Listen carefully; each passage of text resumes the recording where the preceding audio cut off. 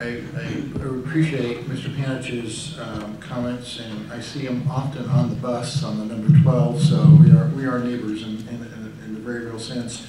The boundaries, we run the lift system consistent with the ADA regulations, which are very detailed, and so I would say that we are in full compliance with those regulations.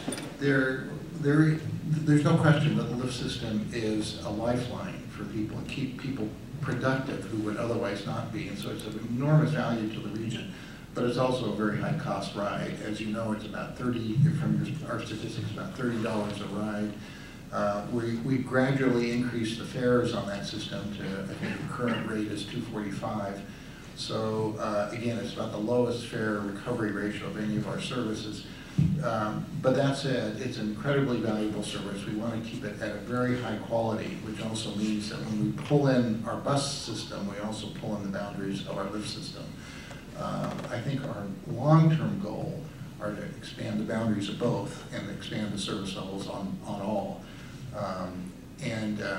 We greatly appreciate the opinions of Kat and the work that Arnie and his colleagues on the Committee for Accessible Transportation do. It's incredible, valuable service to us, but it's simply a trade-off that is amongst those very hard trade-offs the board had to make in balancing the budget last year. Regarding the Student Pass program, the reason that it works right now in Portland is that there are 3 partners splitting the cost in three pieces. And even at that, there's controversy, I would say, fair to say, on our board about whether that's an equitable program to continue. I certainly agree that it's a great education for students and that it's a great introduction to TriMet, and it's a great service not to have extra yellow school buses running around, but we need to find a more sustainable funding source for it. Both Superintendent Smith as well as Mayor Hales and I agreed with our board that we need to really take a very hard look at this program ahead. And I might note that will probably want to be one of the controversial items the board will consider as it puts this budget into final form. Great, thank you very much.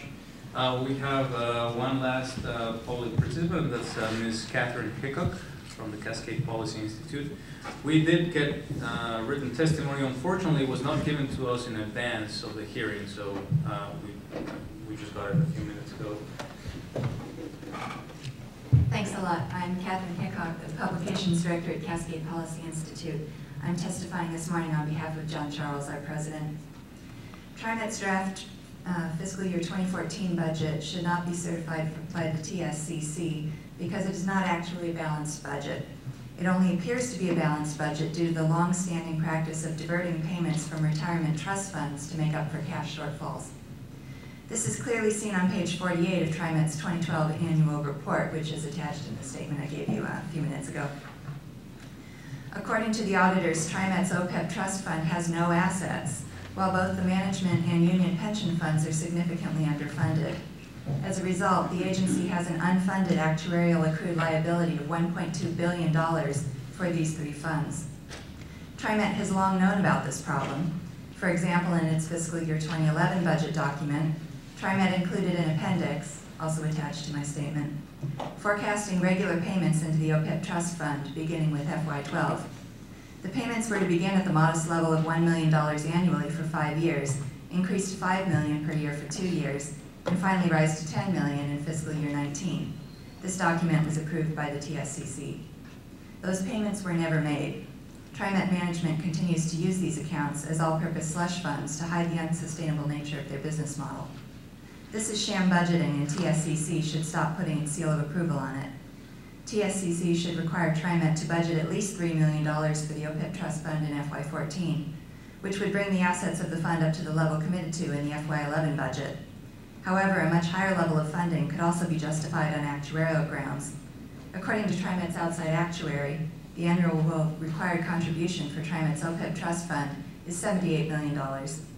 TSCC should insist on a payment into the OPEB trust fund at a level somewhere between $3 million and $78 million during FY14. Thank you for your consideration. Thank you. Point of clarification, please. Yes. I do not believe that TSCC approves financial forecasts, and I think I heard a statement that we did. Right.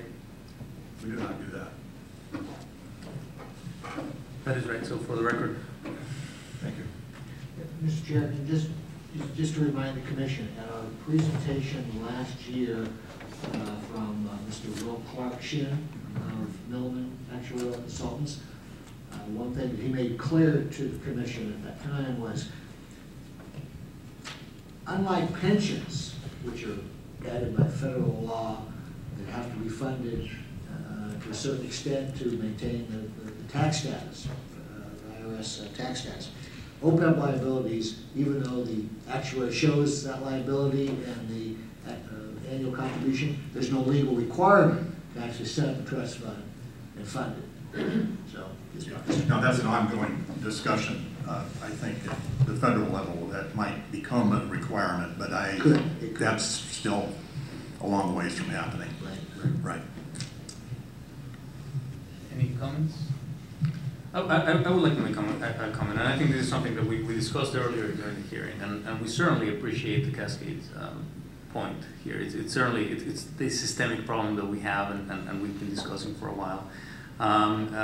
Staff, correct me if I'm wrong, but I do not believe the budget is not balanced. I think that the budget is balanced based on current liabilities and current requirements. It is balanced. Looking forward into the future, TriMet may look into potential trouble at balancing its budget if the costs, the post-employment benefit costs are not reduced, or if you don't have enough revenues, you will have a problem balancing it. But as of today, we believe the budget is balanced, and on that we don't have any. I personally don't have any problem approving the budget. I applaud TriMet's efforts, and as we discussed earlier, we would definitely look forward to coming next year and hearing better and better news on the cost containment side of things. We applaud the Cascade Institute for bringing this to the table. It is a long-term problem, and if we don't start acting now, this is going to explode at some point, and it's going to be too late by then. So we really thank for that proactivity in bringing these issues to the table. Mr. Chair, yes. I need to correct the statement I made. Yes. I referred to this being discussed at the federal level. I really mean GASB, Government Accounting Standards Board, is having this discussion. It feels like a federal level issue, but it's GASB. It's a GASB issue. Good. With that, I don't believe we have any more public participation since nobody else signed up. So I'm going to close the hearing, and we're going to come into a regular meeting here to vote on the certification, right? Staff is recommending that we have no recommendations or objections to suggest the commission certify in regards to the 2013-14 budget. Mr. Chair, I move for certification. Second. Any more discussion? All those in favor? Aye. Opposed? Motion carries. Thank you very much, board members and TriMet staff. You have a full plate ahead of you, and we really appreciate the work you're doing. And thank you, the public, for your contributions. We're very thankful for that. Thank you very much.